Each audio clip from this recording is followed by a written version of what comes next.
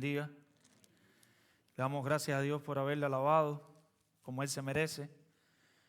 Y gracias a Dios por poder alabarle con alabanzas centradas en las Escrituras.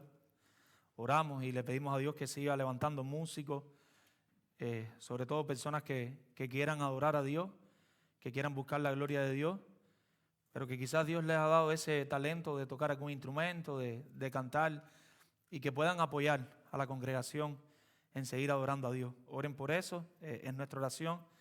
Le damos gracias por lo que tenemos, nos gozamos con lo que tenemos. Gracias por la vida de Camín, de Diuki, de la hermana Lisandra, que están ahí apoyándonos. Ustedes saben que Luis Carlos no puede estar aquí con nosotros, quizás pronto ya esté. Él tiene su suegra enferma. Pero oramos, que Dios siga levantando siervos en todas las áreas de la iglesia, y la música también es un área que nos encanta, sobre todo como latinos, nos gusta alabar a Dios y no sé, no tú, pero yo extraño la batería y de vez en cuando me encanta el piano, la guitarra, violín, todo lo que haya y todo lo que podamos darle para el Señor de corazón, buscando su adoración y que el pueblo le adore. Vamos a orar. Padre Dios, Señor, en esta hora te alabamos, te glorificamos, Señor. Sabemos que te podemos alabar sin piano, te podemos alabar con letras en la pantalla, te podemos alabar con una hojita, con letras impresas, te podemos alabar a capela, te podemos alabar en el camino, en la casa, en la iglesia. Tú nos llamas a alabarte y adorarte en todo tiempo, no solo aquí, pero tú también nos llamas a adorarte y alabarte aquí, Señor, como tú te mereces, en el día del Señor, todos juntos, reunidos, buscando tu gloria. Tú nos llamas a alabarte con alabanzas bíblicas, alabanzas que te den gloria, alabanzas centradas en Cristo y en lo que Él hizo por nosotros, Señor. Tú nos llamas a venir aquí a hablar de ti, de quién tú eres, de lo que tú puedes hacer. Tú nos llamas aquí, Señor, a exaltarte a ti y a que el pecado del hombre sea humillado, a que el pecado del hombre sea reconocido y sea allí, Señor, puesto en sepultura para tu gloria y para tu honra. Pero reconocemos que tanto en la alabanza como en la predicación no somos suficientes para esta tarea. Así que, Padre, te imploramos, te rogamos la asistencia de tu Santo Espíritu, Señor, para que seas tú a través de tu palabra orando con tu Espíritu Santo, abriendo los corazones difíciles, Señor. Padre, tú sabes que hay personas aquí hoy que desde ayer estaban dispuestos a venir a tu casa, dispuestos a adorarte, Señor. Te damos gracias por su vida. Sabes también que hay personas que hoy mismo en la mañana no tenían deseo de venir, pero tú los traíste y te damos gracias por su vida, Señor. Pero también quizás hayan personas aquí hoy que vinieron a rastra, literalmente por la mano los trajeron porque no querían venir. Te damos más gracias todavía por su vida, Señor. Porque sabemos que en tu soberanía, si están aquí es porque tú les quieres hablar. Tú tienes una palabra para cada uno de los que está aquí hoy y te pedimos, te rogamos, te imploramos. Habla a nuestros corazones, Señor. Ayúdanos, Señor, confróntanos, ministranos. Queremos salir de aquí llenos de tu palabra, pero queremos salir de aquí dispuestos a obedecerla, Señor, y no podemos solos, Señor. Necesitamos tu asistencia, necesitamos tu ayuda, Señor. Te lo rogamos en el nombre de Jesús. Amén. Mis hermanos, estamos en Filemón, después de la carta, como decía mi hermano Nicolás, al joven pastor misionero Tito, y antes de la carta de los Hebreos. Ahí van a encontrar esta pequeña carta de Filemón. Estuvimos predicando en los versículos del 1 al 7. Hoy vamos a estar en los versos del 8 al 21. Las relaciones que nosotros tenemos, las diferentes relaciones que nosotros tenemos, nosotros queremos que sean relaciones duraderas. Cuando las relaciones son duraderas, cuando las relaciones no se quiebran con facilidad, no es porque nosotros nos llevamos muy bien. No es porque nosotros somos muy buenas personas. No es porque nuestras relaciones son excelentes. No. Cuando nuestras relaciones duran y llegan a ser duraderas, es por la capacidad de perdón que nosotros podamos crear en nuestras relaciones. Por nuestra naturaleza pecaminosa, nuestra tendencia siempre va a ser burlarnos de otros. Siempre va a ser que alguien no nos cae bien por su personalidad o por su pensamiento. Siempre vamos a tener problemas con alguien, ya sea con nuestro esposo, con nuestros hijos, ya sea con un vecino y, ¿por qué no? Y lastimosamente con los hermanos de la iglesia. Para que esas relaciones perduren, eso no se va a basar en nuestra buena química. Eso no se va a basar en lo bien que nos llevamos, en los amiguitos que somos, sino en la capacidad de perdón que tengamos. El perdón es el pegamento que va a unir nuestras relaciones. Si nosotros no aprendemos a perdonarnos los unos a nosotros, no vamos a poder relacionarnos bíblicamente los unos con los otros. En algún momento las relaciones se van a dañar. En algún momento el perdón no va a llegar. Y en algún momento vamos a quedar separados. Vamos a quedar dañados como estas obras artísticas que estamos hablando, que van a quedar deterioradas y que necesitan una restauración. La mayoría de los casos que los pastores atendemos en consejería, la mayoría, no todos, pero la mayoría, tienen que ver con la falta de perdón. Cuando te sientas a hablar con los hermanos, empiezas a investigar qué situación tienen, qué hay en su corazón, te das cuenta que la mayoría de los casos se dan y la mayoría de las situaciones, sobre todo en los matrimonios y con los hijos, se dan por la falta de perdón. Nos cuesta perdonar, nos cuesta mucho perdonar. ¿Por qué nos cuesta perdonar? C.S. Lewis dijo esta frase: todos dicen que el perdón es una idea encantadora hasta que tienen que perdonar a alguien. A todos nos encanta hablar del perdón. Todos queremos que exista el perdón hasta que nos toca a nosotros perdonar a alguien. Hay un grupo de ideas negativas que son comunes relacionadas con el perdón. Yo les voy a mencionar 5. Hay, por decirlo de alguna manera, hay 5 cosas que nosotros siempre anteponemos y las ponemos ahí para decir que no podemos perdonar. Una de ellas, y es la que más se usa, es: no puedo perdonar esto porque es demasiado grande. O sea, si lo que me hacen es algo pequeño, yo perdono. Pero si es muy grande, hasta con lágrimas en los ojos, eso no lo puedo perdonar. Eso yo no lo puedo tolerar. Eso no. Yo no me merezco eso. Otra de las ideas es: el tiempo sanará la herida, pero ahora yo no te puedo perdonar. Esperemos que pase el tiempo y que pase el tiempo. Algún día te perdonaré, algún día, pero ahora no te puedo perdonar. La tercera es: perdonaré cuando el otro diga que lo lamenta. Si tú no vienes donde mí y si tú no lo lamentas y si tú no te arrepientas, yo no te perdono lo que me hiciste. No te puedo perdonar. Otra idea es: no puedo perdonar si no puedo olvidar. Hasta que yo no olvide eso que tú me hiciste, yo no te puedo perdonar. Y se nos olvida que perdonar no significa olvidar. El perdón va más allá del olvido. El perdón es aún cuando tú recuerdes lo que sucedió, eso no afecta a tu corazón. Porque como seres humanos, si alguno de ustedes viene ahora aquí y me da duro así por la cara, posiblemente eso a mí no se me olvide nunca. Pero ¿dónde reside el perdón?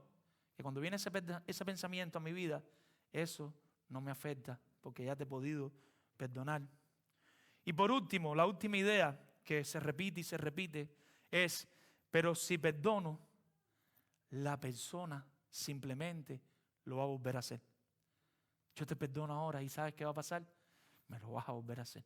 Y te perdono y me lo vas a volver a hacer. Y nosotros ponemos toda esta serie de ideas delante de nosotros y la otra persona que necesitamos de parte de Dios, que Dios nos está pidiendo que perdonemos. La única manera de poder restaurar las relaciones es a través del perdón. No hay otra manera que nosotros podamos restaurar nuestras relaciones interpersonales como familia, como iglesia, si no cultivamos, si no cosechamos el perdón en nuestras relaciones. Y nosotros como iglesia tenemos que entender eso. Si nosotros como iglesia no entendemos eso, no vamos a caminar ni una milla juntos. No vamos a llegar ni a la esquina en el alcohol popular. Vamos a llegar juntos, porque nuestro orgullo siempre se va a anteponer. Nuestro orgullo siempre va a salir a relucir. Y como le decíamos la semana pasada, y es el título de nuestro sermón, sigue siendo el mismo título, es una continuación porque no tenemos tiempo. Me encantaría predicar la carta de una sola ocasión, pero creo que hay mucha riqueza y pudiéramos perder muchas cosas. Por eso seguimos con el mismo título, lo único que con otro punto. Y el título de nuestro sermón, para los que no vinieron la semana pasada, es una comunidad marcada por la restauración. Una comunidad marcada por la restauración. Que las personas lleguen aquí a esta iglesia y digan: esta iglesia está marcada porque los hermanos se perdonan los unos a los otros. Y escuche bien lo que dije. Porque los hermanos se perdonan los unos a los otros. No porque los hermanos no se fallan los unos a nosotros. Porque ¿saben qué? Les garantizamos, y los pastores siempre lo decimos, el pastor Fidia lo decía, el pastor Mari y yo, se lo recordamos en la entrevista de miembros, los hombres que nos están acompañando ahora en las entrevistas de miembros, nosotros les decimos, ¿sabes algo? Les vamos a fallar. Va a llegar el día que aún sus pastores le van a decir algo que no les gusta, sus pastores van a hacer algo que a usted no le gusta. ¿Y sabe por qué? Porque sus pastores son unos viles pecadores también. Sus pastores también se equivocan. Por lo tanto, la comunidad de creyentes, la iglesia, necesita cultivar el perdón para poder restaurar nuestras relaciones y para poder ser una comunidad verdaderamente bíblica. Y decíamos y teníamos esta idea, en la comunidad de creyentes debemos restaurar nuestras relaciones. En la comunidad de creyentes, aquí en la iglesia, debemos restaurar nuestras relaciones para desarrollar un compañerismo cristiano eficaz. Si nosotros queremos tener un verdadero compañerismo entre ustedes y los pastores, entre ustedes como hermanos, nosotros tenemos que aprender a cultivar el perdón. Si no, vamos a ser medios amiguitos, medios hermanitos, pero no va a haber un verdadero compañerismo cristiano y no va a ser un compañerismo cristiano eficaz. La semana pasada veíamos en nuestro primer punto, y nuestro primer punto era la comunidad como el centro de la restauración. La comunidad como el centro de la restauración. ¿Dónde es que debe ocurrir las restauraciones de los creyentes? En la iglesia. La vida del creyente no está separada de la iglesia. Y la iglesia no está separada de la vida del creyente. Y Dios no nos llama a ser creyentes individuales. Usted no es un verdadero creyente un domingo delante de una pantalla viendo el culto por YouTube. Cuando usted está domingo tras domingo ahí viendo el culto por YouTube, eso no lo hace parte de la iglesia local. Los creyentes necesitamos venir aquí a este hospital, que es la iglesia local, donde nos vamos a fallar, donde nos vamos a molestar y donde vamos a tener que aprender a cultivar y a desarrollar el perdón. Esta es la comunidad. Y nosotros compartíamos los versículos del 1 al 7, que aunque esto es una epístola particular, ¿qué significa particular? Que fue escrita a una persona. Pero a diferencia, y usted lo puede buscar, 1 Timoteo capítulo 1, verso 1, Tito capítulo 1, verso 1, y usted puede ver que en las otras epístolas particulares, cuando Pablo les habla a ellos, solo lo menciona a ellos.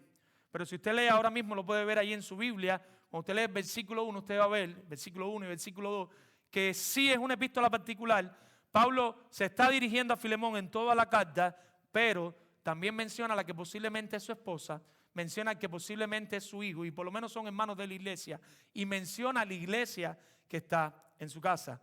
De manera directa, la comunidad está implicada. Pero a medida que él empieza a desarrollar la epístola, nosotros vemos también cómo la comunidad está ahí. Y usted lo puede ver, vaya al versículo 5, y él le dice a Filemón, porque oigo del amor y de la fe. Y le dice, Filemón, tú tienes amor y fe, ¿hacia quién? Hacia el Señor, pero también ¿hacia quién? Hacia los creyentes. Y si Filemón tenía amor y fe, había una relación de iglesia y Filemón, la iglesia estaba involucrada. Y nosotros seguimos avanzando y llegamos al versículo 6 y le dice, para que la participación, y explicamos que esa palabra participación tiene que ver con compañerismo. Y nadie puede ser compañero él solo. Yo no puedo decir, yo voy a ser compañero de este hermano y él no va a ser compañero mío. Para ser compañero, ¿qué necesitamos? A dos. Yo soy tu compañero y tú eres mi compañero.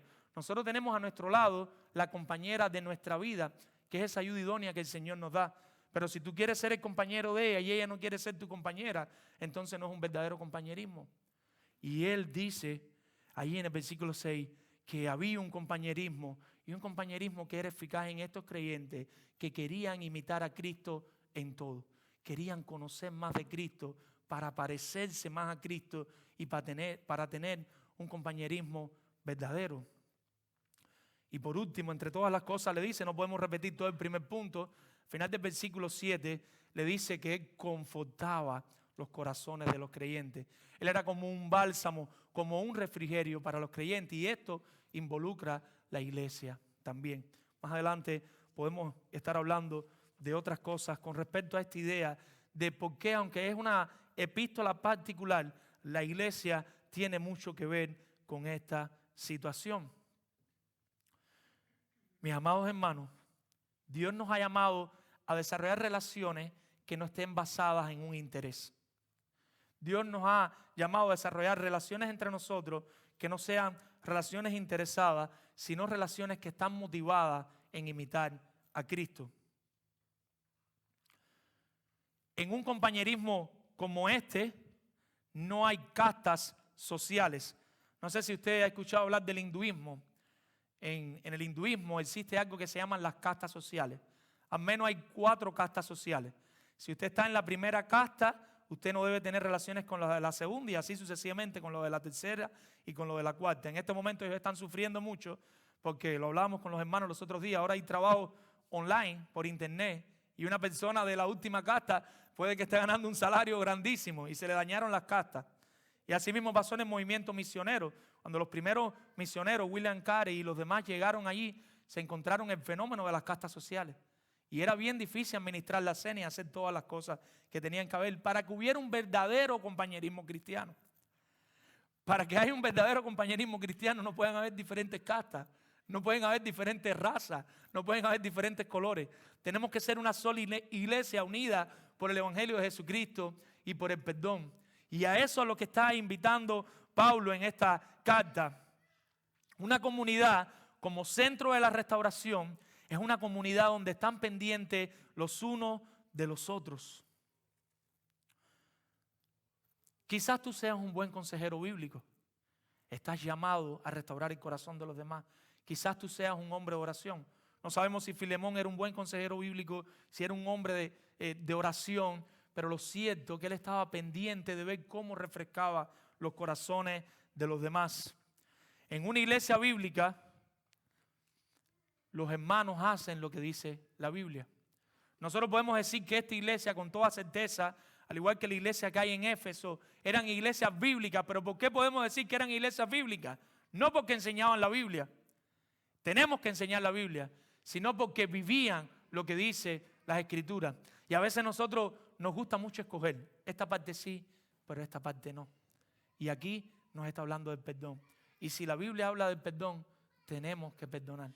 Si queremos ser verdaderos creyentes, si queremos tener un verdadero compañerismo, tenemos que perdonar. En la comunidad de creyentes debemos restaurar nuestras relaciones para desarrollar un compañerismo cristiano eficaz. Primer punto, la comunidad como el centro de la restauración. Versículos del 1 al 7. Segundo punto, y es el punto que vamos a estar compartiendo hoy. El perdón, escuche bien, el perdón como la base de la restauración.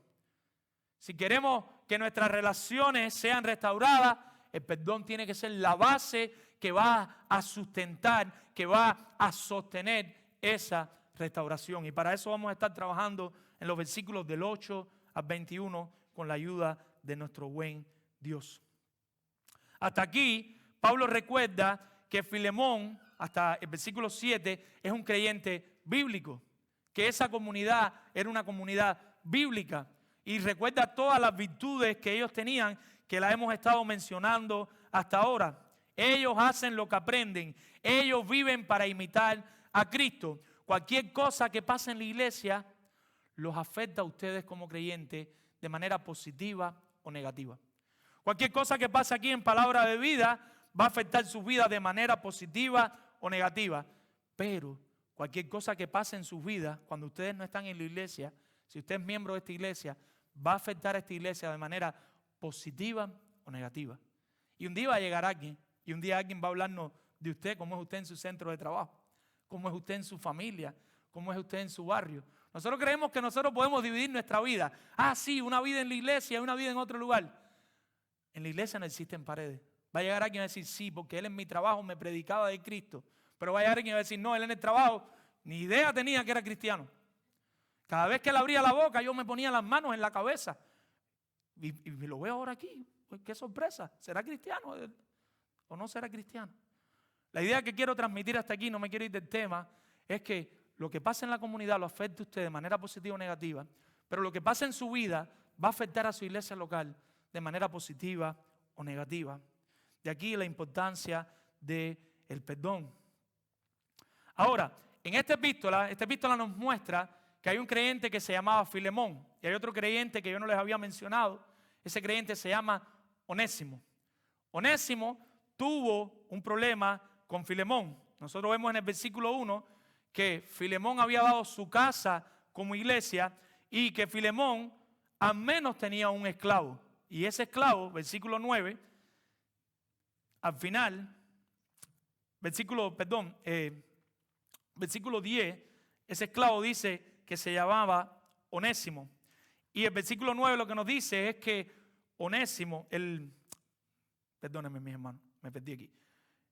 En el Filemón y en el versículo 10 vemos a Onésimo, y en el versículo 16 nos dice no ya como esclavo. O sea que Onésimo era el esclavo de Filemón. Cuando usted lee el pasaje se puede dar cuenta. Ahora nosotros tenemos una situación de esclavitud en esta carta, y esta carta ha sido muy mal interpretada por muchas personas. Cuando nosotros vemos la esclavitud de los tiempos bíblicos, vemos que era diferente a la esclavitud como la entendemos nosotros ahora. Cuando Dios creó a Adán y Eva, no existía la esclavitud. Cuando Dios creó a Adán y Eva, todo era perfecto, pero por la pecaminosidad, entró la pecaminosidad en la humanidad, y uno de los elementos que entró fue la esclavitud. Ahora, la esclavitud del Antiguo Testamento, del Israel del Antiguo Testamento, y la esclavitud del Imperio Romano del Nuevo Testamento es diferente a la esclavitud que nosotros estamos adaptados, la esclavitud moderna. Es completamente diferente. Cuando nosotros vamos al Antiguo Testamento y al Nuevo Testamento, nosotros vemos aún en el Antiguo a Dios dando leyes para mejorar la esclavitud. O sea, Dios le decía a su pueblo que no debían abusar de las personas. Dios le decía a su pueblo, después de cierto tiempo, otórguenle perdón. Cuando nosotros vamos al Nuevo Testamento, nosotros vemos al apóstol Pablo dando indicaciones tanto para los amos como para los esclavos, en los cuales animaba a que hubiera buenas relaciones entre ellos. En otras palabras, estaban velando por los esclavos y estaban velando que se hiciera lo correcto por los esclavos. Pero tenemos otro elemento.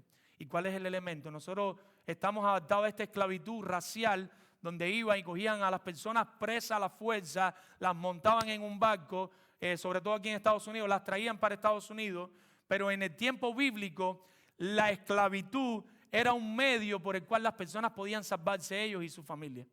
Pastor Mario explicaba hace poco en una predicación cómo ellos tenían cierta situación económica y la única forma a veces de salvar a tu familia era darte tú como esclavo. O sea, tú te ofrecías como esclavo o ofrecías a uno de tus familiares como esclavo, y el hecho de poder hacer eso te ayudaba económicamente para que tu familia pudiera resistir. O sea, no sé si pueden ver el cuadro, es una esclavitud completamente diferente. De hecho, en el Nuevo Testamento tenemos ejemplos de personas que fueron esclavos y les permitían hacer las mejores labores en el hogar. Algunos llegaron a ser hasta doctores, economistas, contadores, cuando vamos a la historia de diferentes profesiones siendo esclavos. Algunos llegaban hasta tener un nombre, a pertenecer a esa familia, a tener un grado escolar, podían como tener cierta reputación y cierto nombre. Solo es para comparar, para que entendamos en qué contexto estamos hablando de la esclavitud de Onésimo y la diferencia con la esclavitud del siglo XIX. Esta esclavitud no estaba basada en el color de la piel o en una raza. Como les decía, era la única manera de lidiar con el empobrecimiento. Si no podías cuidarte a ti mismo y a tu familia, venderte como un esclavo podría suponer la diferencia entre la vida y la muerte. Entonces, Onésimo es un esclavo de Filemón bajo estos términos. Vamos al versículo 15. Y en el versículo 15 nos dice: porque quizás para esto se apartó de ti por algún tiempo, para que le recibiese para siempre. No ya como esclavo, sino como más que esclavo, como hermano amado, mayormente para mí, pero más para ti, tanto en la carne como en el Señor. Nosotros tenemos que Onésimo en algún momento se escapa de Filemón. ¿Y Onésimo qué hace? Onésimo viaja a Roma en ese momento. En ese momento, robar era un delito. Y si eras un esclavo que robaba, la situación era peor todavía. Podías morir. Tu muerte iba a ser en la cruz.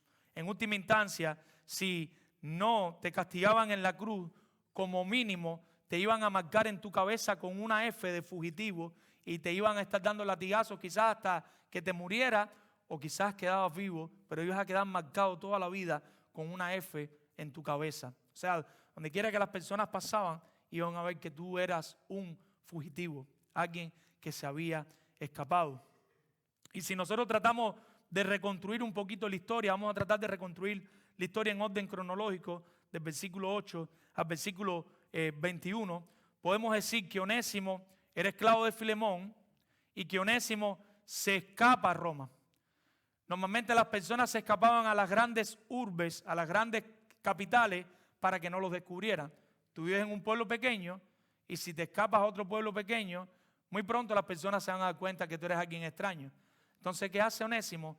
Él va a Roma, él viaja hasta Roma. Pero sucede algo. Llegando a Roma, ¿qué estaba haciendo Pablo? Lo dijimos en la otra predicación.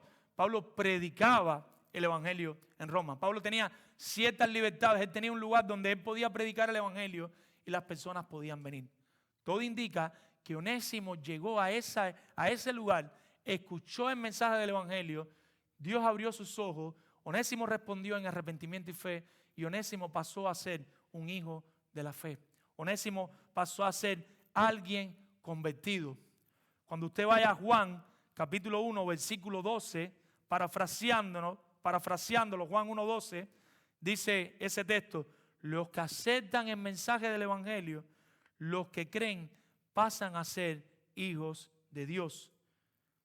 Y en versículo 9, al final, Pablo dice, versículo 10, perdón, te ruego por mi hijo Onésimo, a quien engendré en mis prisiones.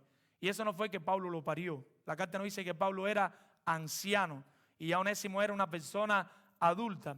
Eso fue que Onésimo escuchó el evangelio y respondió en arrepentimiento y fe y nació de la predicación del evangelio por Pablo. Les voy a leer, si quiere puede ir a 1 Corintios capítulo 4, versículo 15, y dice la palabra del Señor. 1 Corintios capítulo 4, versículo 15. Porque aunque tengáis 10,000 años en Cristo, no tendréis muchos padres, pues en Cristo Jesús yo os engendré, escuche bien, por medio del evangelio. ¿Y qué es lo que está diciendo Pablo aquí? Hay una sola manera, hay una sola forma de convertirte en un hijo de Cristo Jesús. Y esa manera se llama el evangelio. Ayer hablábamos con alguien en el grupo pequeño de los jóvenes y nos decía, no, si tú te esfuerzas mucho, tú vas a llegar a ser salvo. No, mi hermano, te puedes esforzar todo lo que quieras, que hay una sola manera de ser salvo, hay una sola manera de ser engendrado y es a través del evangelio de Jesucristo. No hay otro camino. Ahora es Onésimo regenerado, ahora él tiene nuevos afectos, ahora él tiene nuevos deseos, ahora el Espíritu Santo empieza a transformarlo a él y empieza a poner en él una nueva manera de servir a los creyentes y una manera nueva de laborar. Su vida empieza a cambiar, su vida empieza a sufrir una metamorfosis, una transformación. Versículo 11, vayan conmigo. Y él lo dice de esta manera: el cual en otro tiempo te era inútil. Él dice, Onésimo en algún momento no te servía para nada. Onésimo, si usted es jefe, era una pérdida, no ganancia. Si usted es empleador, usted sabe, y si es trabajador también lo tiene al lado, usted sabe que hay un grupo de empleados que están el día entero con el celular. Y de un videíto salen para otro. Y del videíto van para el baño. Y del baño regresan y quieren ir a la merienda. Oye, todavía no es la hora de break. Y posiblemente tú como jefe lo quieres y tú dices, ¿qué es esto? Yo no quiero una persona así. ¿Y qué es lo que pasa? Por el pecado, nosotros tenemos una mala ética laboral. Tenemos una mala ética del trabajo. Y por el pecado en muchas ocasiones, a no ser que Dios nos regenere, nos convierte como creyente y empieza a trabajar en santificación en nuestra mente, en nuestro corazón, nosotros vemos el trabajo como una maldición. Y se nos olvida que antes de Adán y Eva pecar, Adán ya estaba trabajando. ¿Recuerdan cómo Adán tenía que poner nombres y poner nombres? Adán y Eva ya de alguna manera tenían sus labores allí en el huerto del Edén antes de entrar el pecado. Y no se me asuste y no se me vaya. En la presencia del Señor vamos a trabajar, vamos a laborar también. Vamos a adorar, nos vamos a gozar, pero vamos a trabajar de manera ya regenerados completamente, con nuevos afectos, con nuevos sentidos, y el trabajo no va a ser un cansancio. Si usted tiene una idea del cielo con alitas y con un violín el día entero, siento decepcionarlo, pero en el cielo vamos a laborar. En la presencia del Señor, sobre todo cuando estemos ya reinando con Cristo, vamos también a disfrutar y a deleitarnos en el trabajo. Pero el punto aquí es que él era como inútil, pero ahora pasa algo en la vida de esta persona, y es que conoce el Evangelio de Jesucristo. Colosenses 3, versículo 22 al capítulo 4, versículo 1, no se los voy a leer, se los voy a resumir. Y Pablo habla a dónde debe apuntar un empleador y a dónde debe apuntar un empleado. A dónde debe apuntar un amo en aquel tiempo y a dónde debía apuntar un esclavo. Y aquí en Colosenses capítulo 3, versículo 22, al capítulo 4, versículo 1, él le dice a los siervos, Pablo mismo le dice a los siervos: siervo, obedecer en todo. Siervo, sirve con temor a Dios, sea con lo que sea que estás haciendo en tu trabajo. Piensa que no te está viendo la cámara. ¿Quién te está viendo? El Señor mismo. Haz las cosas como para el Señor y no para los hombres. Siervo, tu mayor recompensa está en Dios. A veces nosotros nos esmeramos mucho si el jefe nos ve, para que nos den el aumento. Pero si el jefe no nos ve, que salga como quiera. Eso no es bíblico, mi hermano. Y dice Pablo ahí mismo: no sirva porque lo vean. Pablo entendía lo que era la ética de trabajo. Pablo entendía lo que era laborar correctamente para el Señor. Sirve de corazón para Dios. Y ahí mismo le dice después a los amos: sean justos, sean rectos. A veces como amos se nos va la mano y a veces al vago le pagamos más que al que trabaja bastante. Debemos ser rectos, debemos ser justos como amos. Recuerden que tienen un amo en los cielos. Recuerden que nosotros también tenemos a alguien por encima de nosotros. Si de vez en cuando puedes aumentar 10 centavos, auméntalo. Nosotros también tenemos un amo y es algo que el Señor nos manda. Ahora, al ser expuesto al mensaje del Evangelio, como habíamos dicho, al ser regenerado, Él cambia. Vaya al versículo 11. Y Él dice: el cual en otro tiempo te era inútil, pero ahora ¿cómo te es? ¿Qué pasó? La conversión afectó su ética laboral. La conversión afectó la manera de él ver el empleo, la manera de él ver el trabajo. En estos días conversaba con un amado hermano, y pasa en Cuba, pero yo creo que puede pasar en todos los países de Latinoamérica, y él me comentaba, me confesaba: muchas veces en Cuba nosotros no trabajamos, y nosotros llegamos a Estados Unidos y queremos vivir del oxígeno, respirar y que aparezca el dinero en la casa. Pero estoy seguro que en Venezuela, en Salvador, Honduras, pasaba igual. Nosotros queríamos vivir del invento sin trabajar. Y cuando llegamos a Estados Unidos, nos encontramos la realidad que al menos tenemos que laborar 8 horas diarias, 5 días a la semana. Y eso es un conflicto en nuestra mente. Nuestras neuronas se dañan. Pero cuando tú eres un creyente regenerado, al principio te cuesta, pero después que empiezas a laborar y a laborar, entiende, y llega un momento que tú puedes disfrutar tu trabajo. Y puedes entender que sea donde sea que estés, y no quiero adelantarme de eso ahora, estás ahí por la soberanía de Dios y puedes encontrar gozo en ese trabajo y hacerlo lo mejor posible para la gloria de Dios. Y le sigues pidiendo el aumento y le sigues pidiendo el cambio de trabajo, pero gozarte en eso que estás pasando. Ahora Onésimo le cambió el amo. Está en otro lugar ahora, pero ahora está con Pablo. ¿Y qué está haciendo? Allá era inútil y ahora aquí de pronto el hombre está que le da brillo a las paredes, le lava los zapatos a Pablo. Si hay que ir a comprar comida, va y la compra y la trae. Está que hace de todo. ¿Qué cambió? El Evangelio. El Evangelio transforma los corazones. Ahora Onésimo entiende que es el momento de regresar a donde está su amo. Ahora dice: wow, yo tengo que volver a donde está Filemón. ¿Y qué es lo que hace Pablo? Pablo intercede para llevar a cabo la restauración. Pablo, como un hombre bíblico, dice: sí, Onésimo, es verdad. Tienes que volver allá, a donde te fuiste. Tienes que regresar allá con Filemón. En Roma había una regla, había una ley que tú no debías tener a una persona por más de, creo que eran 26 días contigo que se haya escapado de su amo, sino tú te volvías participante de ese fraude. Y Pablo es un hombre que quería hacer lo correcto también delante del Señor. Si Onésimo quiere regresar, él le dice: está bien, vamos a regresar. Quisiera que traigan a su mente la ilustración, la introducción que utilizamos la semana pasada. La semana pasada, en la introducción, para los que no estaban, hablábamos que en la restauración hay por lo menos 3 personajes. Nosotros tenemos el restaurador, que es la persona que está al frente de la obra, la persona que calcula los gastos, los materiales que hay que comprar, la persona que sabe cuál es la necesidad, que sabe lo que está pasando. Nosotros teníamos otra persona en el medio, que es el obrero, el que lleva a cabo la restauración.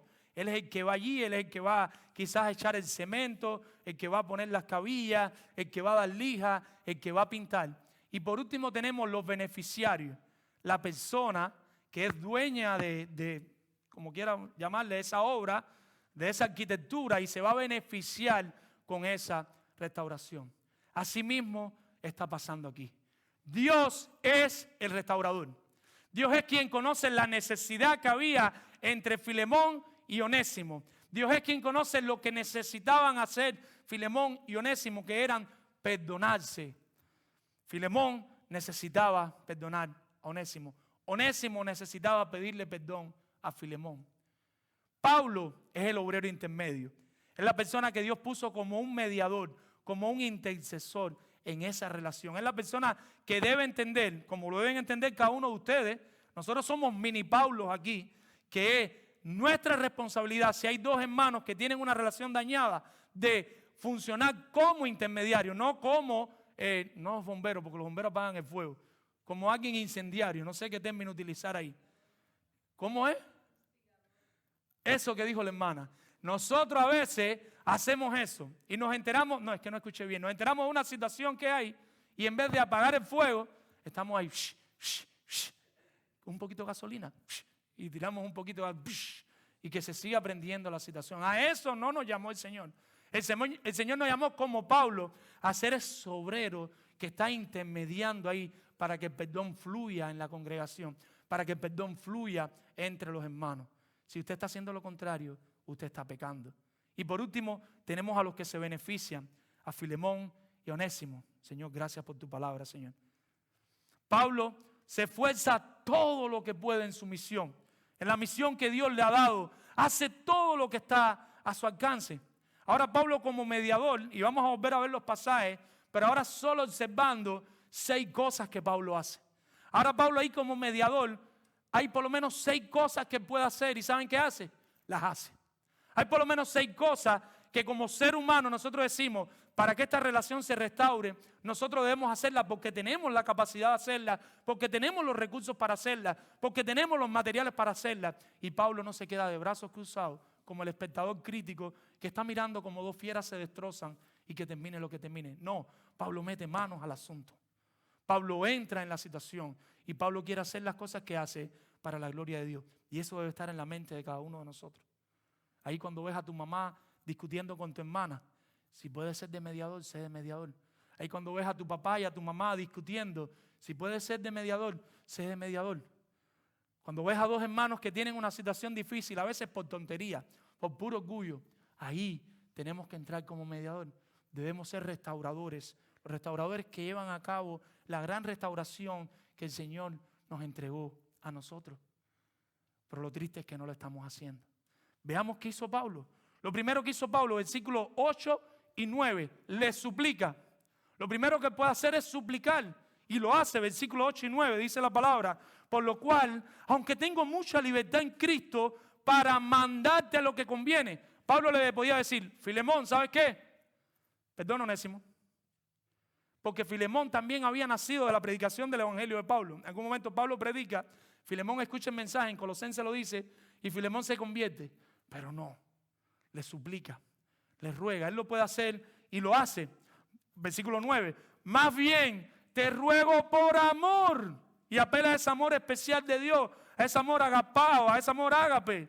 Siendo como soy Pablo, ya anciano y ahora además prisionero de Jesucristo. Pablo está ya abuelito, Pablo está preso. Imagínese una persona que tú sabes que fue un apóstol, que él enseñó, que tiene toda la autoridad para decirte, oye, estás bobeando, debes perdonar a Onésimo, Filemón. Y creo que podemos utilizar ese lenguaje. ¿Qué te pasa, Filemón? ¿Por qué tú no perdonas a Onésimo? La Biblia dice aquí, allá en el Antiguo Testamento, el mandamiento tal. Pablo lo podía hacer, está fallando a tal mandamiento. ¿Por qué no lo hace? Pero ¿qué hace Pablo? Podía también rogar. ¿Y qué hace? Le ruega. Es un recurso que tiene y es un recurso que emplea. Y es un recurso que podemos emplear. Podemos acercarnos a una situación dañada y decirle al otro: mi hermano, te ruego que lo perdones. Te ruego que lo perdones. Y a veces no lo hacemos. Lo segundo que Pablo hace, y es que le cuenta de la metamorfosis. Le cuenta de la metamorfosis. Los que les gusta anotar pueden poner A y B, porque estamos en el punto 2. Punto 2, A y B. ¿Y qué es lo que hace ahí de contarle de la metamorfosis? Versículo 11 al 13. Y lo hablamos un poquito. El cual en otro tiempo te fue inútil, pero ahora a ti y a mí, a los dos, nos es útil. El cual vuelvo a enviarte, tú pues recíbele como a mí mismo. Yo quisiera retenerle conmigo para que en lugar tuyo me sirviese en mis prisiones por el evangelio. Ahora él le deja saber: este hombre sufrió un cambio. Él tiene poder para observar y para ver. Nosotros lo podemos hacer. Hermano, mira, tú tienes esta relación con este hermano o con esta persona, pero Dios está cambiando su vida. Yo lo estoy viendo y podemos ser intercesores en medio de una situación. Y no solo podemos, sino que tenemos que hacerlo. Inciso C, versículos del 14 al 16, y les recuerda la divina providencia. Les recuerda la divina providencia. Versículos del 14 al 16. Pero nada quise hacer sin tu consentimiento, para que tu favor no fuese como de necesidad, sino voluntariamente. Escuche bien, aquí está el corazón de la providencia. Porque quizá para esto se apartó de ti por algún tiempo, para que le recibieses para siempre, no ya como esclavo, sino como más que esclavo, como hermano amado, mayormente para mí, pero cuanto más para ti, tanto en la carne como en el Señor. Y algunos se preguntarán: ¿qué es eso de la divina providencia? La providencia de Dios es que nosotros vamos a entender en nuestra mente, pero más que todo en nuestro corazón, que baje de la mente al corazón, que Dios está detrás de todas las cosas que pasan en nuestra vida. Dios es soberano sobre todas las cosas. No hay nada que pueda traer más paz al alma de un creyente que conocer la soberanía de Dios. No hay nada que pueda traer más paz a nuestra vida que entender la soberanía de Dios. Por mucho tiempo yo luché con la soberanía de Dios. Cuando a mí me hablaron de la soberanía de Dios, a un hermano que amo, que ahora es pastor por la gracia de Dios, yo lo quería ahogar en una piscina. Yo conocía a Dios, pero no al Dios soberano. Y cuando a mí me hablaron de aquel Dios humanista, y él me habló del Dios soberano, yo le decía: te reprendo en el nombre de Jesús. Y yo quería ahogarlo. Pero lo mejor que le pasó a mi vida y a mi matrimonio y a mi esposa y a mi familia, y espero que a esta iglesia le está pasando también, es que podamos conocer la providencia de Dios. Un Dios que está detrás de todas las cosas. Que venga lo que venga a mi vida, Dios es soberano. Tu corazón pueda levantarlo y decir: Dios es soberano. Dios está en control de esto que está pasando en mi vida. ¿Recuerdan a José? José cae preso en Egipto. En la soberanía de Dios, José fue injustamente maltratado para después ser libre y salvar a su pueblo. En la soberanía de Dios, Dios permitió que un joven inocente fuera por sus propios hermanos tirado en un pozo, literalmente, que se podía morir. Después lo sacaron, lo vendieron, y que llegara a un lugar extraño, que pasara todo tipo de cosas, para Dios después, a través de José, de una persona, permitir que fuera una especie de líder en Egipto, y después fuera quien le diera salvación al pueblo de los hebreos, al pueblo de Israel. ¿Cómo dice la Biblia que es eso? La providencia de Dios. ¿Cuántas veces entre el punto A y el punto B José podía preguntarse: ¿y esto qué está pasando? ¿Por qué? Hasta que llegó un día y José entendió la providencia de Dios. Para esto el Señor me puso aquí. Pero ahora con Filemón pasa contrario, mi amado hermano. ¿Y qué pasa aquí con Filemón? ¿Cómo se ve la providencia aquí? En esta carta, Onésimo se va de manera injusta, completamente contrario. José era inocente, Onésimo es culpable y se va de manera injusta para que Filemón lo perdone ahora sin merecerlo, pero no deja ser providencia divina. Pablo conocía la providencia de Dios. Pablo mismo tuvo que experimentar la providencia de Dios.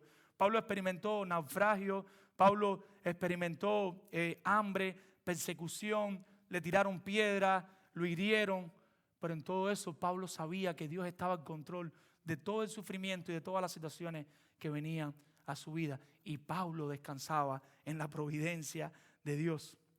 Pablo descansaba en la providencia de Dios. En la providencia de Dios, donde Dios construye sus planes. En la providencia de Dios es donde Dios construye sus planes a pesar de, a través de y por encima de cualquier circunstancia humana.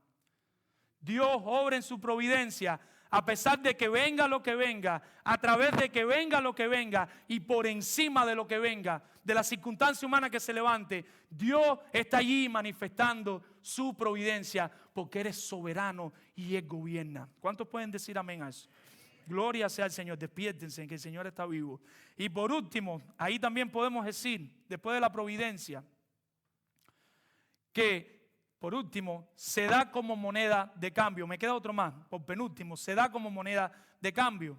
Versículos del 17 al 20, ¿qué quiere decir eso? Que se da como moneda de cambio. Así que si me tienes por compañero, dice Pablo, recíbele como a mí mismo. Y si en algo te dañó o te debe, ponlo en mi cuenta. Yo, Pablo, lo escribo de mi mano, yo lo pagaré, por no decirte que aún tú mismo te me debes también. Sí, hermano, ¿tengo yo algún provecho de ti en el Señor? Conforta mi corazón en el Señor. Pablo se da como moneda de cambio. En el versículo 17 habla del compañerismo que Pablo tenía con Filemón. Él le dice, así que si me tienes por compañero, si tú te crees que eres mi amigo, ¿a qué está apelando? A un recurso que él tiene. Él le dice, si tú me tienes como amigo, y Pablo está apelando a ese recurso, recíbele como yo. Restáuralo con honores. Imagínense por un momento que Pablo lleva a casa de Filemón. ¿Cómo ustedes creen que Filemón iba a recibir a Pablo en su casa? Si él tenía un buen cuartico, ¿a quién se lo iba a dar? A Pablo. Iba a sacar el café Bustelo, le iba a preparar café Bustelo. Si tenía alguna picaderita ahí, le iba a sacar la picaderita para el barbecue, la iba a poner. Si tenía pantuflitas de estas para las buenas visitas que las tenemos escondidas, le iba a ponte las pantuflitas.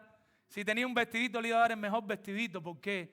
Porque era Pablo, la persona que le predicó el evangelio, la persona que cuando él estaba en tiniebla, a pesar de su dinero, a pesar de sus ganancias, cuando su vida no tenía sentido, Pablo predica el evangelio, él conoce el evangelio y él tenía este aprecio de Pablo. La persona que había sabido mantener una relación de compañerismo con él a pesar de la distancia, porque él lo está tratando como compañero. Pero lo interesante es que Pablo le dice, y Pablo apela a un recurso que él tiene, a un alma que él tiene.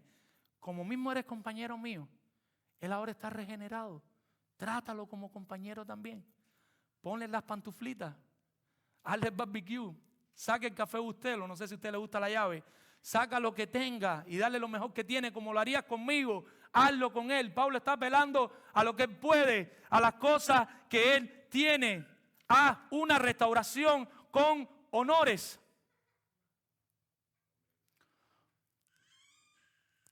Y ahí también le dice, y es otro recurso, inciso E, versículos 18 y 19. Yo estoy dispuesto a pagar su deuda. Dice el versículo 18 y 19. Y si en algo te dañó o te debe, ponlo a mi cuenta. Yo, Pablo, lo escribo de mi mano.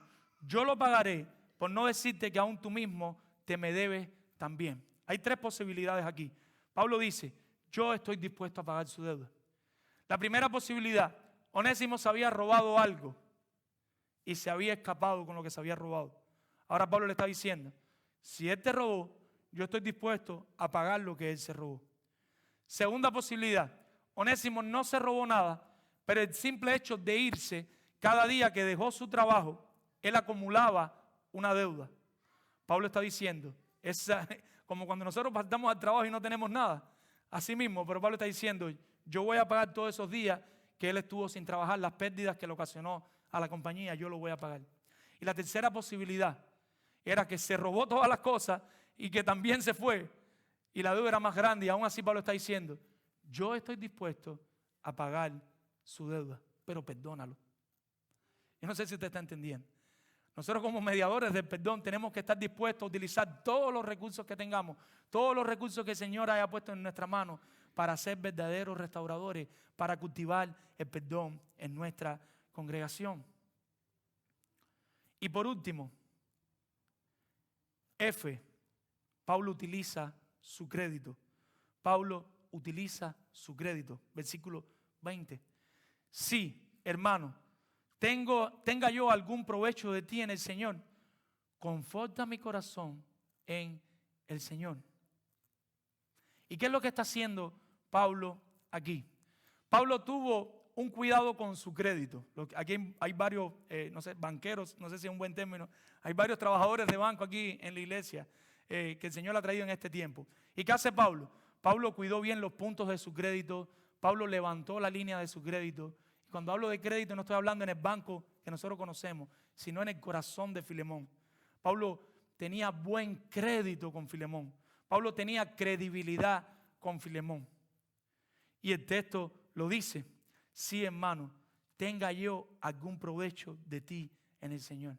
Si yo tengo algún crédito contigo, si yo tengo algún crédito allí, y ahí la idea es beneficio, provecho, beneficio. Yo tengo crédito en tu banco, ¿y qué está diciendo? Dámelo y dame ese reposo, ese refrigerio que das a los de tu iglesia. Cuando llega al final, la palabra conforta mi corazón en el Señor, ¿la ven ahí? Esa palabra conforta es la misma del versículo 7. ¿Qué dice el versículo 7 al final? Que Filemón se dedicaba ¿a qué? A confortar los corazones de los santos. ¿Qué está haciendo Pablo aquí? Como mismo tu ministerio, parte de tu ministerio es ser un refrigerio para los hermanos de la iglesia. Yo tengo crédito contigo, sea un refrigerio ahora conmigo. Conforta mi corazón, sea un bálsamo para mi corazón. ¿Cómo? Perdonando a Onésimo. Ese crédito que tengo ahí contigo, estoy dispuesto a usarlo para que tú perdones a Onésimo. Perdónalo, perdónalo. En los versículos del 1 al 7, él le recuerda a Filemón, posiblemente a su familia y a la iglesia, el carácter de Filemón. Y él viene destacando a Filemón, viene destacando a Filemón. Ahora en el versículo 21, ¿qué hace Pablo? Apela a su carácter. Hasta ahora él ha dicho en la carta: Filemón hace esto, Filemón es amoroso, Filemón tiene fe, Filemón es buen compañero, Filemón es un bálsamo para los hermanos de su iglesia. Ahora, ¿qué hace en el 21? Léanlo conmigo. Te he escrito confiando en tu obediencia. Y ahora aquí descansa en el carácter, sabiendo que harás aún más de lo que te digo. Pablo apela al carácter de Filemón. Pablo ha invertido todos estos recursos para conseguir el perdón de Filemón a Onésimo. Pablo sabe que el perdón es la base de la restauración. Si no hay perdón verdadero, no hay restauración verdadera. Si nosotros fingimos el perdón, no hay restauración. Y Pablo lo sabe. Pablo quiere un perdón verdadero, un perdón de corazón, un perdón real. Y nosotros construíamos una historia la semana pasada, no es una historia verídica, dijimos es una posibilidad. Nosotros decíamos la semana pasada, quizás Tíquico llega allí con Onésimo, quizás es el domingo, quizás es el día del Señor, y en medio de esa reunión, como al principio se dice que esta carta es para Onésimo, para Filemón, para la que es posiblemente su esposa, para que es posiblemente su hijo, para la iglesia, una situación pudiera ser que esta carta iba a ser leída delante de la iglesia. Otra situación probable pudiera ser que Filemón la iba a leer en su casa. Tíquico llega con Onésimo a casa de Filemón, pero tenemos un problema. ¿Dónde estaba la iglesia? En la casa de Filemón. Y tenemos otro problema, que la carta es para una persona que es posiblemente su esposa y su hijo. Lo que quiero decirle, a todas luces, la iglesia está involucrada en la vida de los creyentes. Ya sea que la carta se le leyó en un solo lugar o ya sea que se leyó en la iglesia, eso no es relevante. Lo relevante es que la iglesia y nosotros no estamos divididos. No podemos hacer esa separación. Nosotros somos la iglesia es parte de nosotros. Nosotros somos parte del cuerpo de Cristo. Y en ese contexto le está pidiendo Pablo a través de esta carta: Filemón, perdona a Onésimo. Ahora, ¿cómo luce un verdadero perdón? Dice John MacArthur. John MacArthur nos narra algunas imágenes de cómo debe lucir un verdadero perdón. Imágenes que nos ayudan a comprender la importancia, la naturaleza y los efectos del perdón. El perdón no es fácil darlo, pero no es imposible y estamos llamados a hacerlo. El perdón no es fácil darlo, pero no es imposible y estamos llamados a hacerlo. Dice MacArthur, perdonar es girar la llave, abrir la celda y dejar que el prisionero quede libre. Perdonar es escribir en letras grandes sobre una deuda cancelado. Perdonar es golpear con el martillo en la corte y exclamar, inocente. Perdonar es lanzar una flecha tan alto y tan lejos que no la puedas encontrar nunca más. Perdonar es soltar las amarras de un barco y dejarlo ir mar abierto. Perdonar es otorgar completo indulto a un delincuente condenado. Perdonar es soltar un oponente en la lucha. No sé si usted ha estado Dios no lo quiera que le pase, pero quizás está ahí con alguien y mientras usted lo tiene aguantado no hay problema, pero si usted lo suelta ya hay un problema. ¿Por qué? Porque puede venir a volver a golpearlo. Pero el perdón libera, el perdón suelta, el perdón abre, el perdón cancela, el perdón deja ir. Más allá de lo otro que pase después, más allá de la segunda parte, de la tercera o de la cuarta, estamos llamados a ofrecer perdón. El perdón es un tema tan importante que el Espíritu Santo se tomó la tarea de ponerlo en esta carta de Filemón para nosotros. El Espíritu Santo movió, hizo todo lo que tuvo que hacer, tanto para inspirarla como para permitir que estuviera en el canon bíblico, como para permitir que hoy nosotros la estemos leyendo y sea parte de la Escritura, porque Dios entiende que el perdón es importante para los creyentes y para la iglesia. Mis hermanos, ¿cómo se ve Cristo en esta porción que hemos leído hoy? ¿Cómo se ve Cristo? Lo primero que vimos fue Pablo como mediador. ¿Y qué significa eso? Que Pablo está buscando la reconciliación, el perdón entre Filemón y Onésimo. Pablo está como mediador entre Filemón y Onésimo en la situación que ellos tienen, tratando de realizar una restauración. Onésimo y Filemón, Onésimo se fue, Onésimo falló. Ahora Pablo siente que debe ser un reconciliador, un restaurador, debe llevar a cabo la restauración que Dios le ha dado y Pablo está como mediador.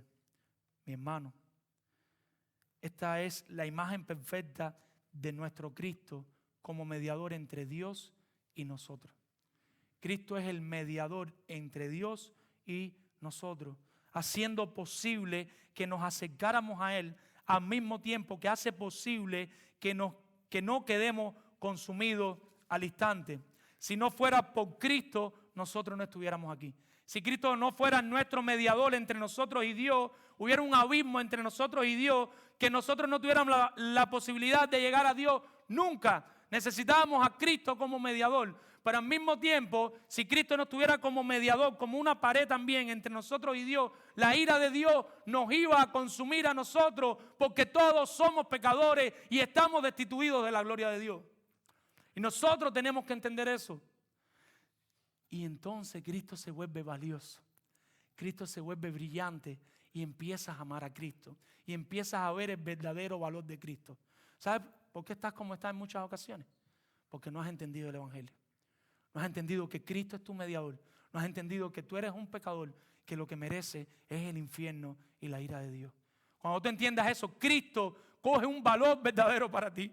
Cristo coge un brillo hermoso para ti. Y tu vida y tu relación con Dios va a cambiar de ahí para siempre en adelante. Y va a ser de santificación en santificación. Y no quiere decir que no peques, pero tu vida va a cambiar, mi hermano. Mira a Cristo, atesora a Cristo, estudia a Cristo, para que entiendas que Cristo es nuestro único mediador. Gálatas 3:20 dice que Cristo no es mediador de uno solo. Cristo no es mediador de uno solo. Así también nosotros deberíamos ser mediadores justos. Cuando Dios nos llame a mediar en una situación, Nosotros tenemos que entender que hay dos partes y debemos ser mediadores justos. No solo ponernos de una parte, sino ser mediadores justos que buscan la verdadera restauración entre dos personas. Primera de Timoteo 2:5 me enseña que Cristo es el único mediador entre Dios y los hombres. No necesitas otro mediador. No necesitas a San Lázaro. No necesitas a María. No necesitas a Bárbara. No necesitas a Caridad. Y no sé cuántos nombres. Guadalupe, etcétera, etcétera. No me estoy burlando. Estoy diciéndote, solo necesitas a Cristo como mediador. No necesitas a nadie más. Pon tu mirada en Cristo. Pon tu confianza en Cristo. Él es tu mediador. Él es todo lo que tú necesitas. No necesitas otra cosa. Pero esta carta, estos versículos no solo me muestran a Pablo como mediador y a Cristo como mediador, sino que también me muestran a Pablo como intercesor. Pablo como intercesor intercede por el ofendido y ruega que lo perdone. Él no solo está mediando, ahora está intercediendo y está haciendo todo lo que puede hacer. Pablo está descansando en la misericordia de Filemón. ¿Recuerdan al final? Él está convencido que Filemón va a perdonar a Onésimo por su misericordia. Él conoce el carácter de Filemón. Ya lo escribió versículo 1 al 7. Y él ha dicho, mira, este creyente es un creyente que ama.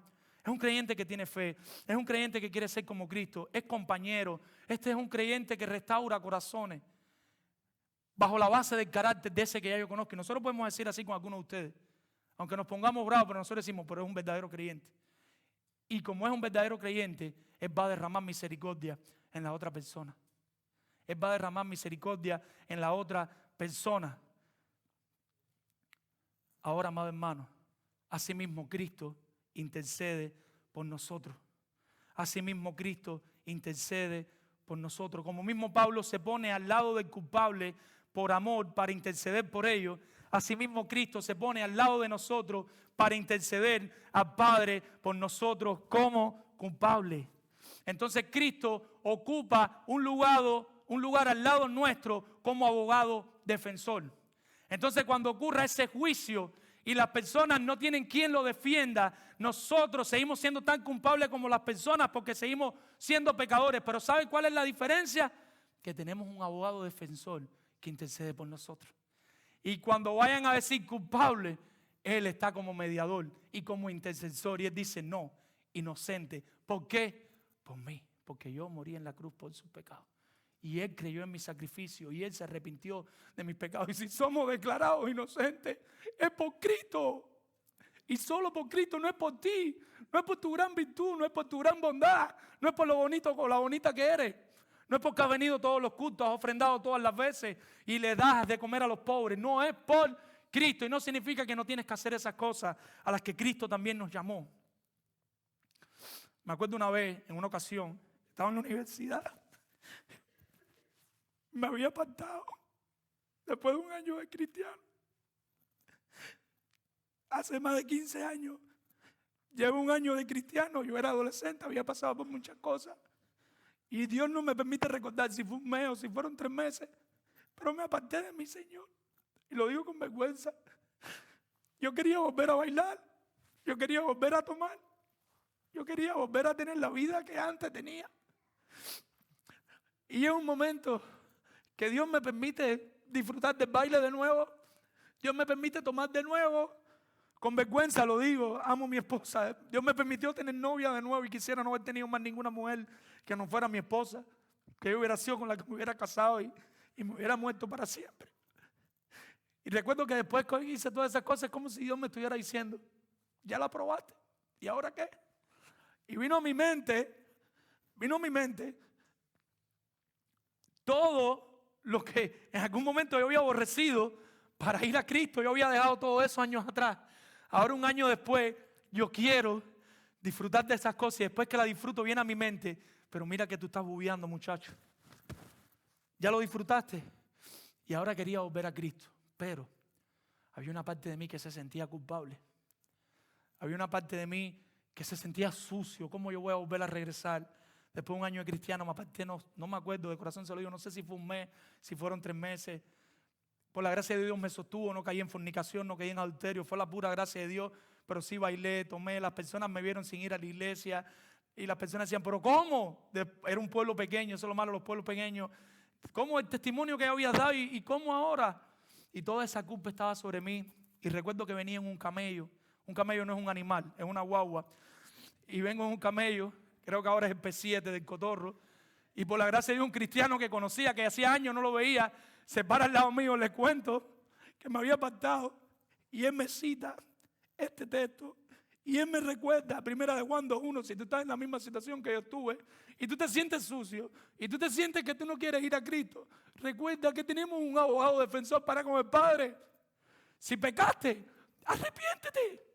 Vete y no vuelvas a pecar, pero no te alejes de Cristo. Corre a Cristo, acércate a Cristo, porque tienes un abogado defensor para con el Padre. Si tú vas ahora arrepentido de ese pecado en el que llevas meses, años, días, horas, quizás pecaste esta noche, no te alejes de Cristo. Corre a Cristo porque tenemos un mediador, pero tenemos un abogado defensor. Y yo tengo que terminar porque sé que ustedes están apurados.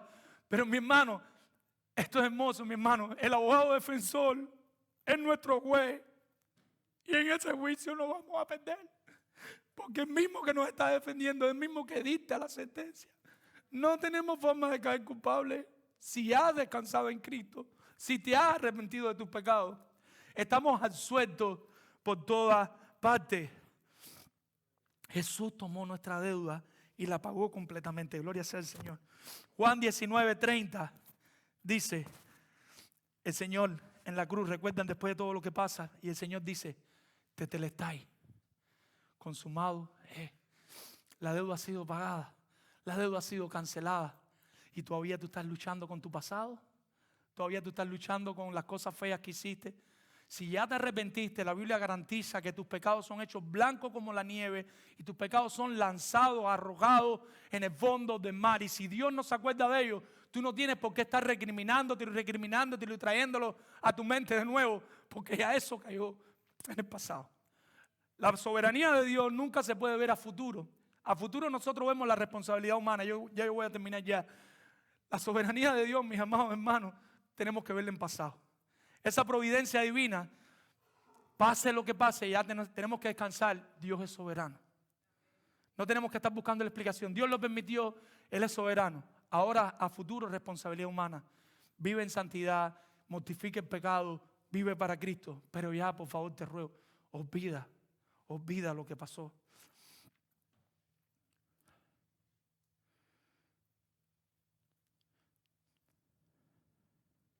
La palabra tetelestai puede traducirse está completo o está terminado. La obra está acabada, mi hermano. No hay forma de perder la salvación. Si una persona se aparta de Cristo, no es porque perdió la salvación. Si se aparta y nunca regresa, lo hemos dicho muchas veces, primera de Juan capítulo 2, se fueron de nosotros y nunca regresaron porque no eran de nosotros. Verdadero creyente que ha sido sellado con el Espíritu Santo va a regresar. Pero te animo a nunca apartarte. Te animo a no provocarte daños porque hay daños irreparables. Aunque Él te perdone en su gracia y en su amor, hay cosas que vas a sufrir que es mejor que no las sufras por el bien tuyo, de tu futuro esposo, de tu futura esposa y de tu familia. Aléjate del pecado. Corre del pecado y ve a Cristo. No esperes a mañana. Lánzate a Cristo. En palabras que un artista usaría, cuando retrocede después de pasar semanas perfeccionando lo que podría convertirse en una restauración maestra, y podría susurrar suavemente y con gran alivio y placer, tetelestai. Un artista que está haciendo un cuadro, que está haciendo algo, él pudiera decir cuando ya terminó, tetelestai, ya este cuadro está perfecto, ya este cuadro está completo. Eso fue lo que Cristo hizo en nosotros el día que te salvó. El día que te regeneró, que tú pudiste abrir los ojos y responder en arrepentimiento y fe. Ahí mismo Él te puso el sello. Tetelestai, tu deuda está cancelada. Vive para Cristo, mi hermano. Vive para Cristo. Yo quiero aplicar esto, pero ¿qué aplicación te voy a dar, mi hermano? ¿Qué aplicación te voy a dar? Mira al hermano que tienes al lado y perdónalo. Pero hay hermanos que no vas a poder mirar, estamos muy lejos. Perdónalo. Perdona a tus hermanos. Perdona a tus hijos, perdona a tus esposas. Y sí, hay una parte, y la vamos a hablar la semana que viene, en la que la persona tiene que reconocer sus pecados, la persona tiene que pedir perdón.